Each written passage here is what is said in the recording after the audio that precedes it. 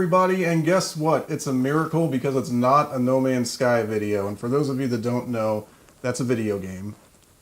But I've been doing a lot of No Man's Sky videos lately, and I was on a forum that I frequent regularly, and one of the members there caught wind of my channel and said I should do Lego review videos. And I thought, well, I don't buy videos, or I don't buy new Lego sets very often. So how am I going to review? He said, well, just review the ones you already have. And I thought, oh yeah, I've got like over 60 sets I could just talk about, which is great because nobody else I know personally is really that interested in this. So now I get a chance to talk about them, even though I'm really only talking to myself. So I thought for the first one I'd do a little review and talk about the 7965 Millennium Falcon, sort of in celebration of the to-be determined release of the new Ultimate Collector's Millennium Falcon. The number escapes me. I think it's 75192. But yeah, for those of you who don't know, they did a VIP early release of that 75192, the new big Millennium Falcon, and they sold so many of them now that they're claiming that they don't have any stock to release on the official release date, which was supposed to be October 1st. And some of the experts in the Lego field are saying that they just did this on purpose to generate hype around their product, which is kind of like what Nintendo does with their consoles sometimes. But I don't know. I know when video game consoles release, they always sell out on the first stock, and sometimes on the second batch too. So yeah, I really don't know what's going on, but apparently I won't be getting one of those big Falcons anytime soon. I'll probably have to wait till later in the production run. I got this Falcon. Obviously, I got it at Walmart. You can still see the tag on it right there. I did not pay $139.97 for this. I got a little bit of a deal because I think the box was slightly damaged. And my box actually has a little bit of, it's not really water damage, but moisture damage. I used to store my boxes down in our basement, and we've got a really old house, and there's moisture down there. And sometimes these cardboard boxes absorb the moisture, and they get what looks to be water damage. So I started storing these up here in my attic storage space, which is nice and dry, and so that's good, and I won't have any more moisture damage on my boxes. But a lot of them have moisture damage, unfortunately. But I don't plan on selling these anytime soon. I'm more of a collector. So this is the great set in my opinion, because not only does it display well, but it's also a great play model. You have to remember back in the 90s, when we had, the spaceships with just the various themes, there wasn't a whole lot of interior space with those ships, and they kind of looked a little weird. This ship is great because it displays well, and then if you want to use it as a play set, you open up all of these flaps, and the entire interior is there. So you can also use it as a play set. The cockpit, not so much. It's too small of a set to really connect the cockpit properly. What you have to do is disconnect it like this, and just put one guy in there, so only one person actually fits in this cockpit. Now on the new 75192. I believe that cockpit's big enough to hold 4 minifigures. Speaking of minifigures, this one came with 6, all from the original trilogy. We got Darth Vader, Luke, Leia, Han, Obi-Wan, and Chewbacca. I don't know if you can see those, if I've got that in the camera shot there. And then all these flaps just close. It's really an ingenious design on this.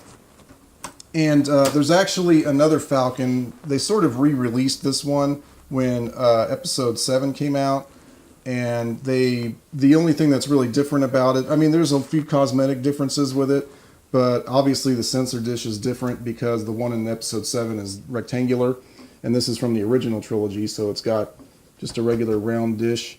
It came with two instruction books, as most of these larger sets these days do, and that's mainly because they're putting fewer pieces on each step.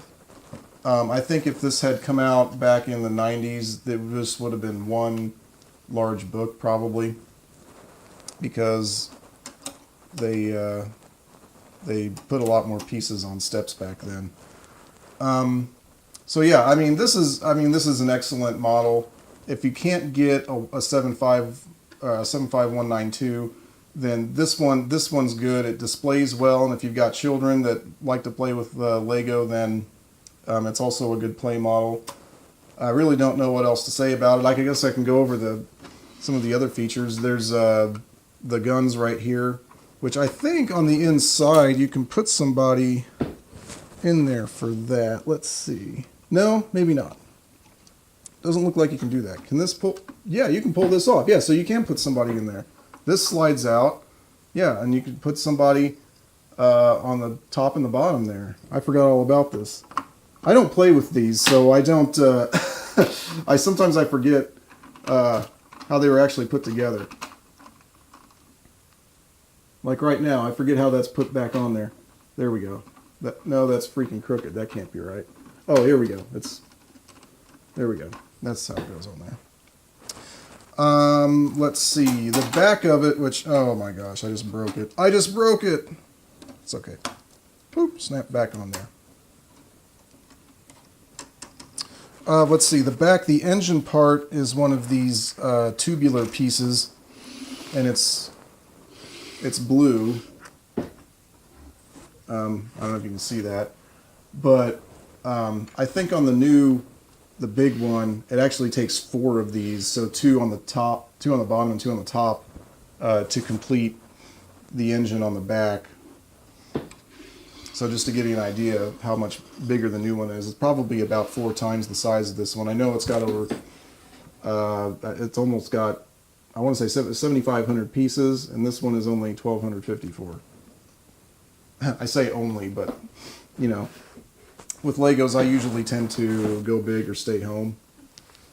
But yeah, this is great. So I kept the box. I kept the bag that these go in with the cardboard backing, so the manuals don't get messed up.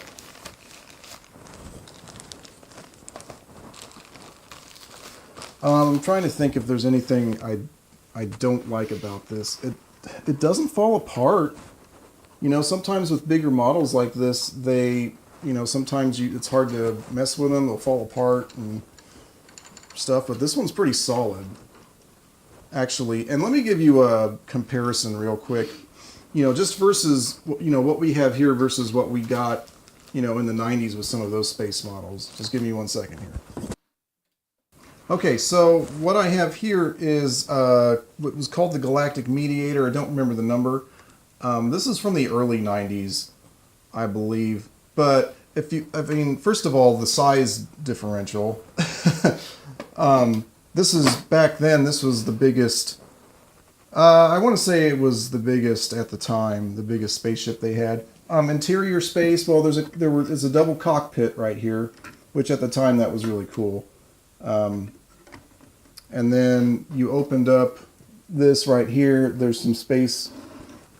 There was some space in there, and then there was some there's some space in there with a little buggy that comes out. Obviously, this is Space Police, so they've got capture cells here or whatever. But that's all. Which is that's all well and good. But this was like the best we had back then. Now this thing, all this interior space. Plus the fact that it displays well, just really, there's hardly anything you can fault this set for unless you're really picky about things. So, yeah, 5 out of 5, 10 out of 10, whatever method you want to use there. So, hopefully those of you looking for a 75192 will be able to get one maybe around Christmas time. Maybe I'll get one around Christmas time. I don't know. I guess we'll find out. And if I do, I'll definitely do a time-lapse build. But I'm not going to do it the way I did the Temple of Air Jitsu, because that really hurt my back, having that camera in front, and I had to kind of haunch over to do it. I mean, I thought it was a really good video, but I'm sure there's a better way to do it, so it doesn't hurt me. And I definitely don't want to do that on a 7,500 piece set. So yeah, when I get one, I'll definitely do that.